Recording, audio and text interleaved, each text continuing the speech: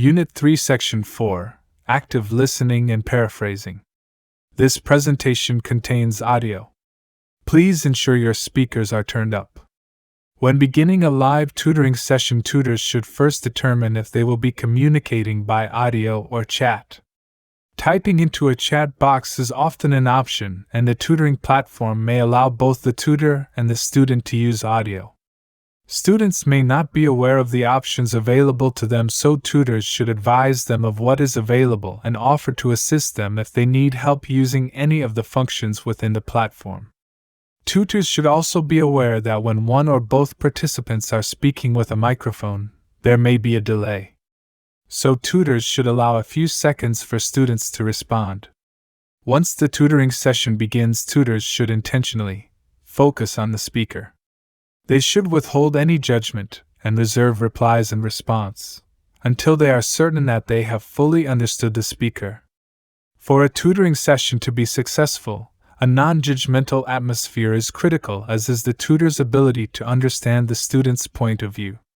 Active listening also means that tutors must check for understanding. While in face-to-face tutoring, active listening involves proper body language such as good eye contact and nodding in agreement.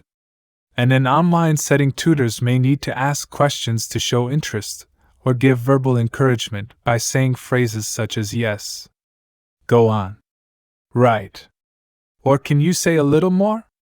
These questions, comments, and sounds do not interrupt the conversation, but instead tell the student that the tutor is listening and build rapport.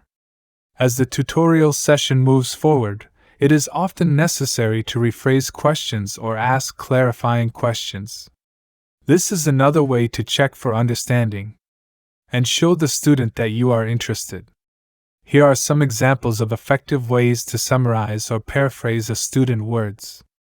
What you're saying is, it seems to me what you're saying is. You sound, or it sounds to me like. Let's look at some examples of tutor and student interactions. Example 1. The student who has been visiting live tutoring often for help with his chemistry course comes to tutoring after completing an exam. The student is upset and tells the tutor, "I can't believe I failed that chemistry exam. I studied and studied. I can't figure out why I can't get it. I don't want to blame the professor, but no one I talked to did okay there. I need to do well in this class. I'm getting desperate." The tutor replies, "Your distress is understandable. It's really frustrating to work so hard and not have things turn out right." The tutor's response focused on the student's emotions by using words like distress and frustrated. In this scenario, the tutor was able to show empathy to the student. The tutor did not show judgment such as "you could have prepared better." Negativity. "I don't see why you feel this way." Sympathy. "I agree that class is too hard," or ownership. "I should have helped you prepare better for the exam." Let's take a look at example 2. Take a moment to review the chat exchange on this slide. The student types in the chat, "I need help with APA." The tutor responds, "Are you working on a specific assignment?" The student types, "Yes. Essay for management class." Then the tutor types, "Do you need help with citations in the text, reference page, or something else?" Getting more specific now, the student might ask, "How do you cite a blog post?" Notice in the exchange that the tutor had to ask questions in order to help the student specify the problem so that the tutor could give an effective and specific answer. Also notice the tutor did not simply say "be more specific." This very direct statement could be construed as offensive, or as though the tutor does not have patience.